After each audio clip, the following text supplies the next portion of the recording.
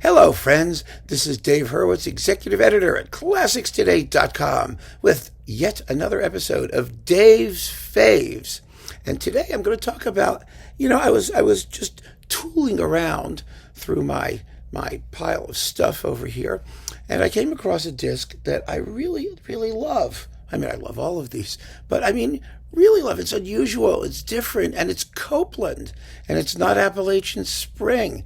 It's an interesting collection of music, and it features Leonard Bernstein, the New York Philharmonic.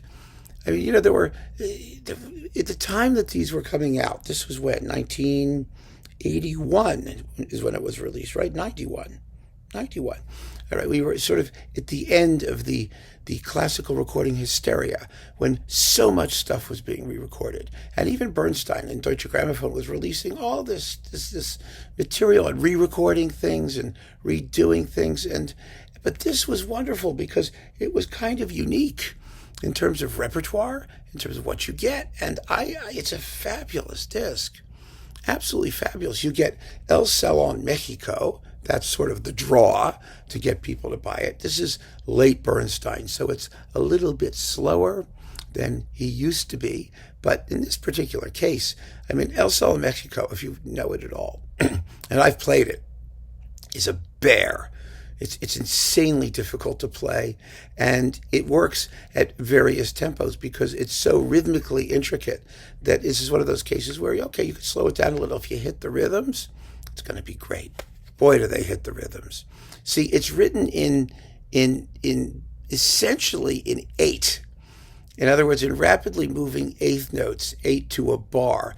But those eighth notes can divide up within the measure into all kinds of things, into 3 plus 3 plus 2, or 3 plus 2 plus 3, or 2 plus 3 plus 3, and you never know which way it's going to go.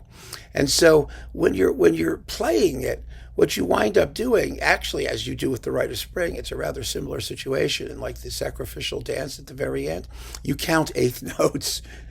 You have no choice. You just have to keep track of this pulse. And then within the bar, as they group up, you just sort of figure out what the clumps of them are and play accordingly. And so it really is quite difficult, and it is a very fine performance that really allows you to hear the rhythm, which is kind of fun. Although I could well imagine people liking snazzier, quicker versions, but that's okay. It's the rest of the disc anyway that I think is even more exciting. First, you get the Clarinet Concerto, which is a lovely work that nobody ever plays. It's short. It's in 2 movements. It's about 17 minutes long. And you have Stanley Druckner, who is the fabulous soloist, the principal clarinet from the New York Philharmonic. It's really, really a beautiful work. It deserves far more press than it gets. Probably it's short, and of course it's a clarinet concerto, so it shows up usually on discs of like clarinet concertos. And so it's really nice to see it here in the context of other Copland stuff. It's earlier Copland. It is populist stuff. In fact, very little of this is.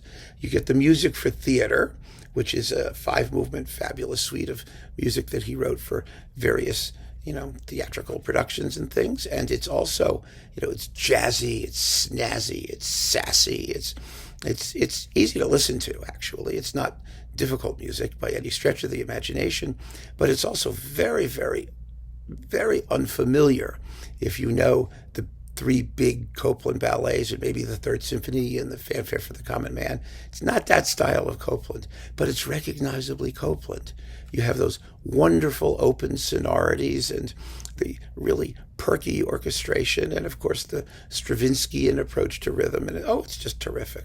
And last, but certainly not least, you get Connotations. He wrote 2 late orchestral masterpieces in the 12-tone mode. One of them is this one, Connotations. The other was called Inscape. This is a 20-minute long, effectively symphonic poem in 12-note style.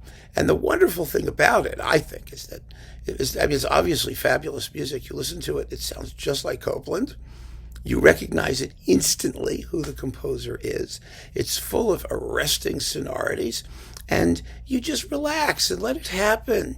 And it's splendid. It's absolutely splendid. Yes, it's extremely dissonant because it's 12 tone and all that, but it's no less marvelous as a work of art and as a communicative object and as an example of Copland's mastery in his late period. He was destroyed by the critics for writing 12-tone music, because everybody thought he was doing like Stravinsky did at the same period. He was trying to catch up and be current, and maybe he was.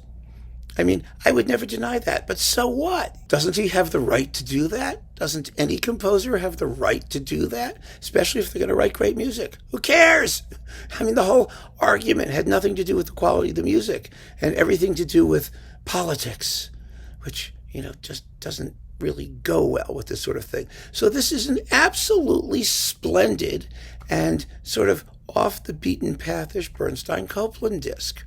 And of course, it's probably not available separately anymore, and it's probably in a box of 400 CDs. But I just wanted to talk about it because it really is great, and it really deserves attention and sympathetic listening, and there's no better way to do it. It's fabulous. So keep on listening, friends. Thanks so much for joining me. Take care.